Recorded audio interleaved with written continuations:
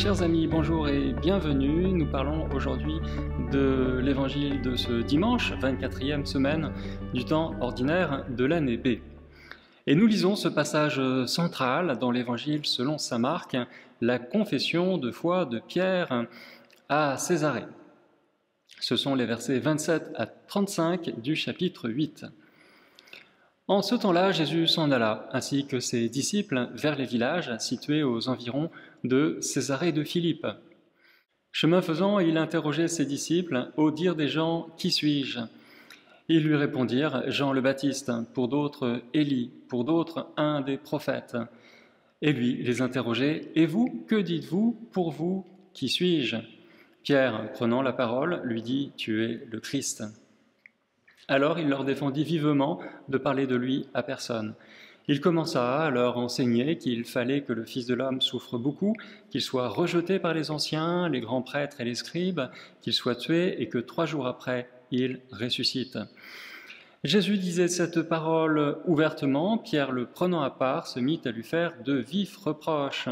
Mais Jésus se retourna et voyant ses disciples, il interpella vivement Pierre, « Passe derrière moi, Satan, tes pensées ne sont pas celles de Dieu, mais celles des hommes. » Appelant la foule avec ses disciples, il leur dit, « Si quelqu'un veut marcher à ma suite, qu'il renonce à lui-même, qu'il prenne sa croix et qu'il me suive. Car celui qui veut sauver sa vie la perdra, mais celui qui perdra sa vie à cause de moi et de l'Évangile la sauvera. » Alors j'ai une bonne et une mauvaise nouvelle. Vous voulez laquelle en premier ? La bonne ou la moins bonne ? Je vais commencer avec la moins bonne pour terminer par une note plus positive. La mauvaise nouvelle, c'est que je suis arrivé au terme de mon mandat de 6 ans en tant que curé à la paroisse Saint-Ginier, dans le diocèse de Marseille, et que j'ai dû partir et faire mes valises. La bonne nouvelle, c'est que la mission continue pour moi à La Rochelle, curé de 4 paroisses au nord et à l'ouest de la ville, des paroisses en bord de mer, au départ du pont de l'île de Ré, pour vous repérer sur la carte. Ça ne fait que quelques jours que je suis arrivé, je découvre les lieux, je me familiarise avec les us et coutumes de la paroisse, et j'ai déjà repéré quelques lieux sympas pour nos tournages, notamment ce théâtre qui fait partie du presbytère de l'Alleu où je loge. Vous ne verrez pas tout de ces paroisses parce que c'est un territoire très étendu, mais juste quelques images sur le site industriel, le port de pêche et les plages. Si j'ai commencé en vous annonçant une bonne et une mauvaise nouvelle, c'est parce que l'évangile de ce dimanche fonctionne un peu sur ce schéma, la bonne et la mauvaise nouvelle. Jésus annonce une bonne nouvelle, il est le Christ, et il la fait suivre immédiatement d'une très très mauvaise nouvelle, il va devoir souffrir et mourir avant de ressusciter. Et c'est un passage clé dans l'Évangile, selon saint Marc. On appelle ce passage la confession de Pierre à Césarée de Philippe. Césarée de Philippe est un village au nord de la Galilée, à ne pas confondre avec Césarée maritime. Césarée maritime est beaucoup plus connue aujourd'hui à cause de ses vestiges romains. À l'époque de Jésus, c'était la ville nouvelle créée par Hérode le Grand. Le roi avait voulu en mettre plein la vue à l'empereur César Auguste, d'où Césarée, en construisant une vraie ville romaine avec les installations dernier cri de l'époque. Alors ce n'était pas la 5G, mais la 2G, c'est-à-dire le béton dernière génération.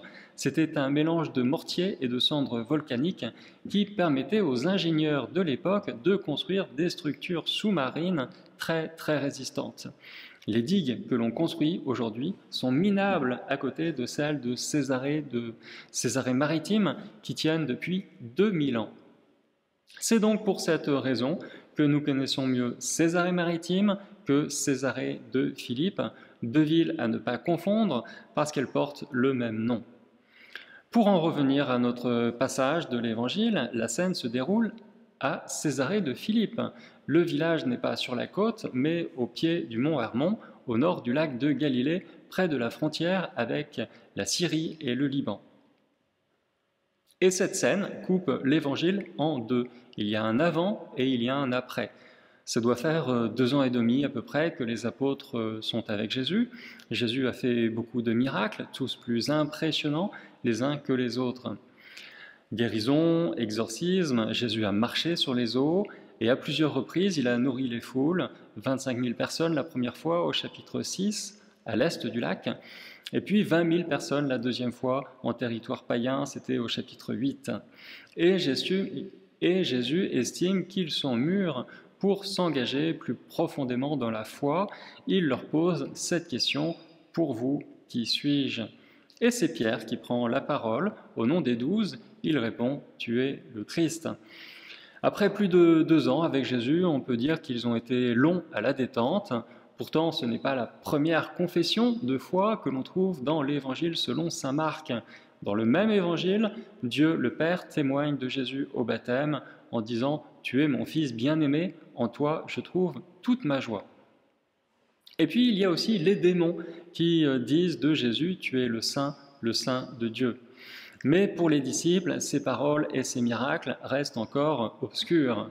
Marc le dit clairement, en Marc, chapitre 6, verset 52, « Ils n'avaient rien compris au sujet des pains, leur cœur était endurci. » Et Jésus, en guise de réponse à la confession de Pierre, déclare « Vous ne le direz à personne. » Je cite, « Il leur défendit vivement de parler de lui à personne. » Il tombe juste sur l'identité de Jésus, il est le Christ, mais sa mission reste encore extrêmement floue pour eux.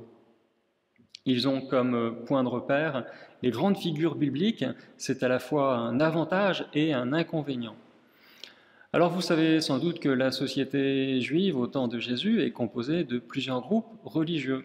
Il y a les pharisiens, les esséniens, les sadducéens et les zélotes. Ce sont les 4 groupes principaux. Chacun de ces groupes a des attentes bien particulières en ce qui concerne le Messie.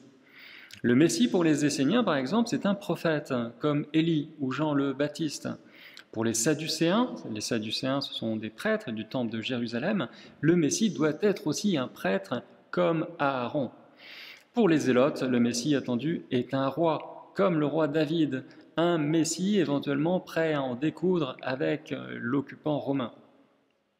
Enfin, pour les pharisiens, le Messie est un législateur comme Moïse. Bref, chacun voit midi à sa porte. Et c'est pour cette raison que Jésus se méfie des titres qui lui sont donnés. Ils sont souvent très incomplets et Jésus veut éviter à tout prix de se faire récupérer politiquement par une de ces factions. Malgré toutes ces ambiguïtés sur le mot Messie ou Christ en grec, Jésus se laisse appeler Christ. L'expression signifie « celui qui a reçu l'onction loin du Seigneur ». Le mot apparaît pour la 2e fois dans l'évangile de Marc. La première fois, c'est au 1er verset du 1er chapitre, souvenez-vous. Marc commençait son évangile en disant « Commencement de l'évangile de Jésus, Christ, Fils de Dieu ». Christ, Fils de Dieu. Ce qui montre bien qu'on est arrivé à un tournant dans le récit. Et à partir de cette première confession de foi de Pierre, Jésus va pouvoir enclencher la vitesse supérieure dans l'accompagnement de ses disciples. Il va leur parler de sa passion et de sa résurrection. Nous allons donc entrer dans la seconde grande partie du récit qui s'étend ensuite jusqu'à l'entrée à Jérusalem. Jésus va essayer de leur faire comprendre que le Messie doit souffrir et il insiste plusieurs fois. À chaque fois, il a le droit à une réaction décevante, très décevante, de la part des apôtres. Après la transfiguration, il y a une deuxième annonce de la passion. Jésus, Pierre, Jacques et Jean redescendent de la montagne et ils voient les autres disciples en situation d'échec. Ils ont été incapables de secourir un père et son fils. Et là, on réalise que les disciples ne savent pas encore prier parce que Jésus leur dit « Cette espèce-là de démon, rien ne peut la faire sortir sauf la prière ». Après une troisième annonce de la passion, les apôtres discutent pour savoir qui est le plus grand parmi les 12. On constate là encore un décalage immense entre Jésus et ses disciples. Au chapitre 10, nouvelle annonce de la Passion, Jacques et Jean viennent trouver Jésus et font cette demande surprenante « Donne-nous de siéger l'un à ta droite et l'autre à ta gauche dans ta gloire ». Les autres disciples qui assistent à cette scène sont absolument scandalisés par l'attitude des 2 frères. Et dans le passage que nous étudions aujourd'hui, on retrouve la même attitude contrastée des disciples, et Jésus a une réaction très vive. Pierre prend Jésus à part, il lui fait de vifs reproches, et Jésus se retourne, et voyant ses disciples, il interpelle Pierre en disant « Passe derrière moi, Satan ». C'est intéressant de s'imaginer la scène visuellement, parce que Marc a donné des indications très précises sur les mouvements des uns et des autres. Jésus était apparemment devant les disciples. Pierre, après l'avoir entendu dire qu'il allait souffrir, l'a pour ainsi dire doublé, puisque en se retournant, Jésus voit les autres disciples rester derrière lui. Et Jésus dit à Pierre, « Passe derrière moi ». Il le remet à sa place, il l'oblige à rejoindre le groupe. « Passe derrière moi, Satan, tu es un obstacle sur ma route ». Jésus enseigne que le chemin des disciples est de le suivre, de marcher derrière lui, pas devant. Les évangiles vont donc montrer que cette suite sous le signe de la croix est un chemin de perte de soi-même, un chemin nécessaire pour l'homme et sans lequel il ne lui est pas possible de se trouver lui-même. À la fin de notre passage, en Marc, chapitre 8, versets 34 et 35, Jésus déclare « Si quelqu'un veut marcher à ma suite, qu'il renonce à lui-même, qu'il prenne sa croix et qu'il me suive, car celui qui veut sauver sa vie la perdra, mais celui qui perdra sa vie à cause de moi et de l'Évangile la sauvera. » C'est ce que nous lisons aussi dans l'Évangile selon saint Jean, avec un autre vocabulaire. « Si le grain de blé tombé en terre ne meurt pas, il reste seul, mais s'il meurt, il donne beaucoup de fruits. » Mourir à soi-même, se détacher de sa propre vie, c'est suivre Jésus en prenant le chemin de la croix. Et nous approfondirons ce thème tout au long des prochains dimanches. Merci d'avoir suivi cette vidéo jusqu'au bout. Pensez à liker et à vous abonner si ce n'est pas déjà fait. Plus bas, vous pouvez aussi écrire un commentaire, une suggestion. Ça nous permettra de nous améliorer. Je rappelle que nous publions nos réflexions toutes les semaines, le lundi à 18h, heure de Paris, pour le dimanche qui suit. Et nous vous disons à la semaine prochaine.